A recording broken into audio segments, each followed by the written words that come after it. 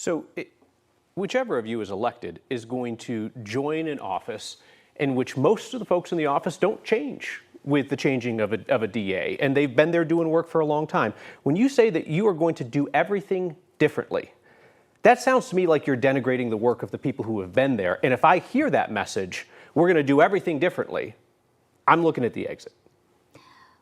God forbid. I don't mean to denigrate that office. I do think that when people talk about change, the natural inclination is to feel like you're attacking me, you're criticizing me, and that's not the case. Saying that we can do things differently doesn't mean that what you're doing is wrong. It means we need to do things differently. We need to look at outcomes and what's working and what's not. And the reality right now in Denver is public safety isn't working. And so we have got to do things differently, even if it might hurt someone's feelings. If you think that it's, an employee might say, that hurts my feelings that you're saying that. I am confident that there are a lot of people that do want to do things differently at the DA's office, actually, and are open to learning.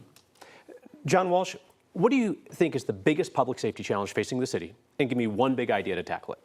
So can I just say one thing about changing everything? Briefly, please. And I'll be very brief. I don't see how you can change everything until you actually understand what's going on in the office. And that's the experience I had as U.S. Attorney. You have to fix the things that need to be fixed and not mess with the things that are not broken. So that's a key point. I think the idea of changing everything or doing everything differently is a political slogan, not a reality in terms of managing an office effectively.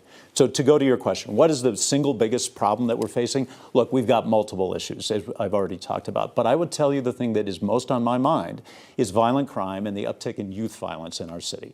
The way I would approach that is to make sure that the DA's office is working incredibly closely with the federal side, the U.S. Attorney's office, to identify that small group of people who are actually pulling triggers and make sure that they get taken off the street for community safety. And this is so important, and couple that with an aggressive community-oriented approach to give alternatives to young people so that they don't get pulled into gang violence, so they don't feel like they need to take a pistol to school for their own protection. And that's something that the DA's office can help catalyze, working with the city, and really importantly, working directly with the community. So reading between the lines, I hear tougher sentences for youth offenders, including getting the feds involved on what are essentially kids committing crimes. Well, no, I wouldn't put it quite that way. What I would tell you is identifying those people who are actual dangers to the community and getting them off the street. Sometimes those are adults, right, who are getting kids involved in violence. That's where we have to be tougher.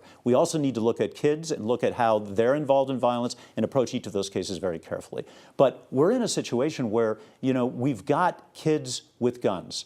That's a disaster waiting to happen, no matter what the intent of the individual kid is, self-defense or some kind of more aggressive approach. We have to look at this as a whole. We have to work with the schools. We have to work with the community to change that dynamic, just like other cities have successfully done.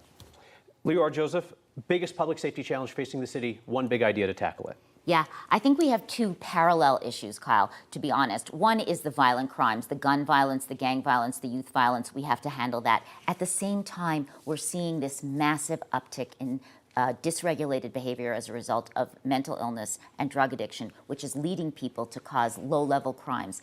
Both of these things are causing Denver to feel not like Denver. And the two different parallel tracks I'll take is, first of all, on the violent crimes, I think we need to have a dedicated gun unit. I think we need to move those cases through the system, hold people accountable. At the same time, we need to be working with disruptors, people who can come into the office, and that's part of my community engagement plan, who are not prosecutors and not police, who understand gang violence, who understand gun violence, and can help advise me and the office how we can look and understand things differently to find real solutions. On the mental health piece, that's where the work I'm doing now is so critical, allowing us to change things in the court system to move people into treatment. So we're getting people the help they need, but also causing that sense of dysregulation and public safety that people talk about when they come visit Denver. We can make that go away.